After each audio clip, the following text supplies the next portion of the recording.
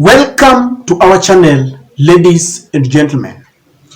The Azimio party has been very lenient to the Azimio rebel members of parliament who abandoned their cause, having been elected under Azimio umbrella and joined William Samoei Ruto. The grace period is over and the Azimio fraternity decided to crack the whip, and Sabina Chege was removed from her position as the deputy minority whip, and that position went to Lesuda. Today there was fireworks because the Speaker of the National Assembly officially communicated that position and it was being debated. And Sabina was breathing fire, fuming with fury. And I was just wondering, when you have abandoned your cause, when you have decided that this marriage is not working and you are looking for another affair somewhere, which is okay, why don't you just go in peace? Because I personally believe, from where I sit, that you cannot force two people to live together. Even the Bible says that can two people work together except that they agree. Another person says that it takes two to tango. And so if Sabina Chege and the group decided that they were done with the Azimio party and they wanted to support William Samoei Ruto, they should be left to go in peace. But today, Sabina Chege gave a very emotional speech, and she was terming this move as intimidation and harassment. I want us to listen to Sabina Chege. Then we delve on this matter. Thank you, Mr. Speaker, for giving me this opportunity. And Mr. Speaker, I will say, save from reports that I've heard from last week from the media, I'm really shocked that a communication is done on removal of my position, a position that was negotiated by my party with the coalition partners without informing me, Mr. Speaker, without actually involving me at all, Mr. Speaker. And Mr. Speaker, I'll only term this as harassment and intimidation from our coalition partners, Mr. Speaker. And Mr. Speaker, the standing order has no due process.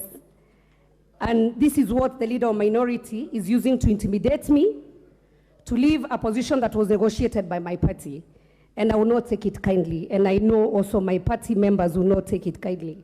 There is also freedom of association, which, Mr. Speaker, you have also communicated in this office.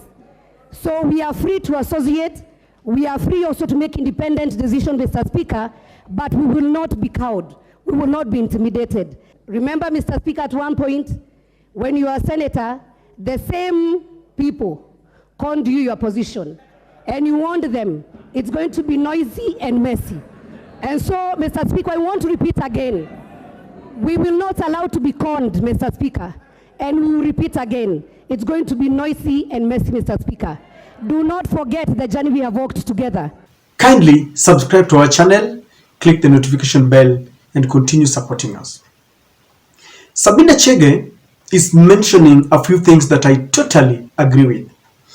Number one, she says that there was no fair hearing. Number three, Sabina Chege is saying that there is freedom of independent decision and association, that they can decide to support whoever they want. They are not robots. And number three, she's saying that people never sat for any meeting, there were no minutes, and therefore there was no proper consultation before she was kicked out of her position. Let me say this. Yes, it is true that there is freedom of independent decision, and there is freedom of association. But the catch is this. You cannot blow hot and cold at the same time. You cannot occupy two houses at the same time. You either decide that you are with William Samoei Ruto or you are with the Raila Odinga. That is the game. I have indicated in this platform before that William Samoei Ruto is a senior citizen in this country. Raila Amolo Odinga is even more senior, the most senior citizen, if I have to put it that way. There are people you cannot wish away in the Kenyan politics. William Ruto scored by his hand and is now calling himself the president of Kenya. Raila Amolo Odinga believes he won the elections. He's bought every person. William Ruto has bought every person that was supporting the Azimio. He started with the UDM members of parliament. They switched their allegiance. Then he took the Jubilee members of parliament, majority of them. They even purported to be changing the leadership, removing the deputy chair of the Jubilee, removing the secretary general and treasurer. There is no way Sabina Chege can come and say that if they have freedom of association, they want to associate with William Samoei Ruto. At the same time, they want to occupy a position that they negotiated. And she's very clear that this position was negotiated by the Jubilee Party, which is okay. But it was negotiated under the umbrella of the Azimio. If they so wish to go and join William Ruto, let the Kenya Kwanza fraternity donate a position for them. Because we cannot be living in the same house. You abandon me, you go to another house, yet you still say that whenever you feel you're thirsty, you're coming to get water from my house, you're coming to get food from my house. If you're pissed off by my house, or with my house, and you don't want to be there, it only goes without saying that you looked at all the possibilities and you said that I don't like your house, I'm going to get everything I want in the other house. So Sabina Chege should not come back and cry foul. Let them go in peace. Number two, she is saying that there was no consultation.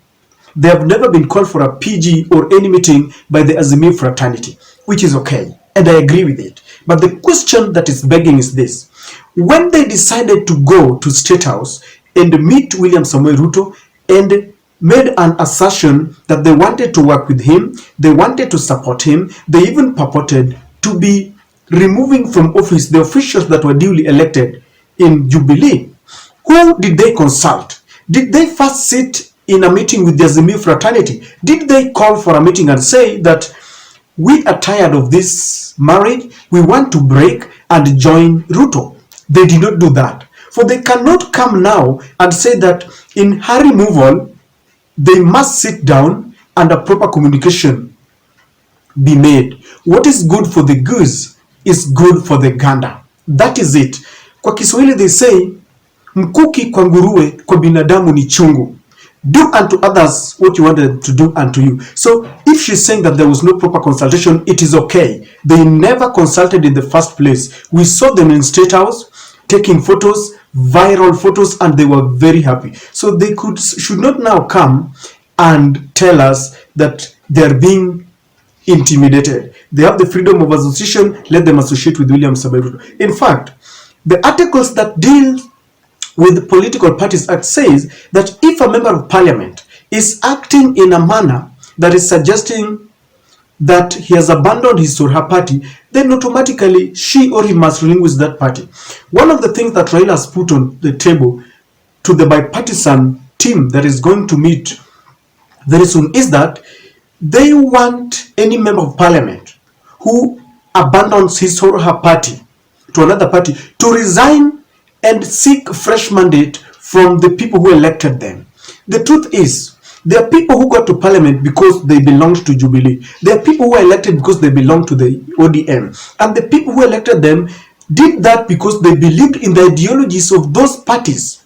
So when you abandon your party, it is only proper, morally upright, to go back to your people and tell them, look, I am tired of Jubilee, I am tired of ODM, I'm requesting you to elect me as an independent candidate, elect me as a UDA candidate.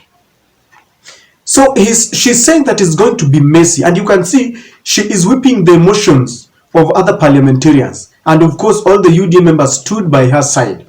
And she's reminding the Speaker of the National Assembly, Moses Wetangula, that he has been there before. There was a time he was also intimidated. And she was referring to a time when Wetangula also decided to be wishy-wishy. He was changing course, and the Azimio decided That was in NASA, I think, and they decided to remove him from his position in the Senate, and that position, I think, later went to the current governor of Siaya, James Orengo. So, ladies and gentlemen, on this, I think Sabina is wrong, and the Azimio has been very lenient for so long.